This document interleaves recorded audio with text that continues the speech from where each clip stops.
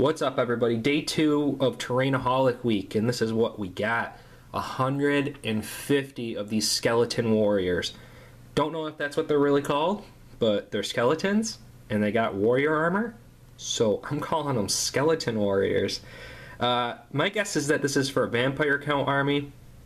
I'm not savvy with fantasy. I want to get into it. It's just I've been so busy doing commissions, and the game of my choice right now was 40K before I get into Kingdom Death when that comes out next year, so on and so on and so on. And we're actually trying to create our own game, so I just haven't had the time to get into fantasy. But with that being said, I put a couple of example models on the table to show you. Now, yes, some of them don't look complete, and that's because we just emailed Bill over at Terrainaholic for, just to make sure, double check what weapons and things like that. I don't know, again, if that really comes into full play in fantasy. I'm sure it does.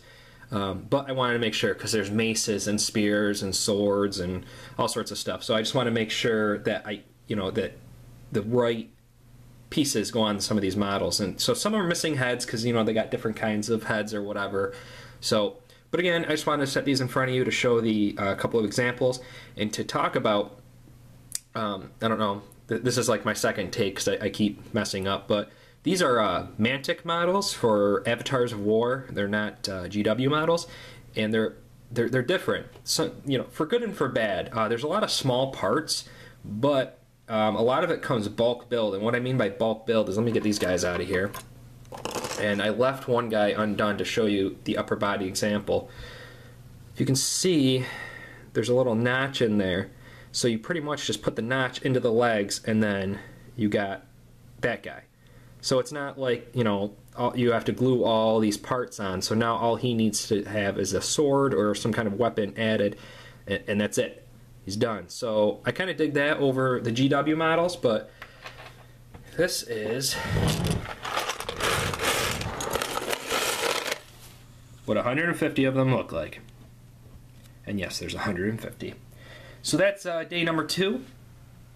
Next we're going to be working on are the zombies, and we are joining in Terrainaholic's Build-a-thon weekend. It's going to be myself and one of the guys on our teams, Alex, aka Duke.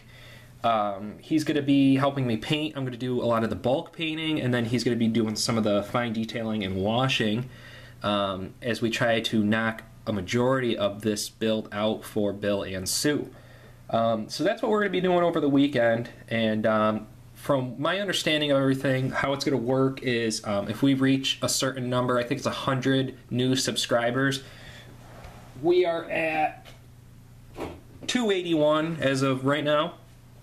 So if we reach 381, we're going to be giving away a prize. And I'm going to be honest, I have a very good prize in mind, but I don't want to reveal it.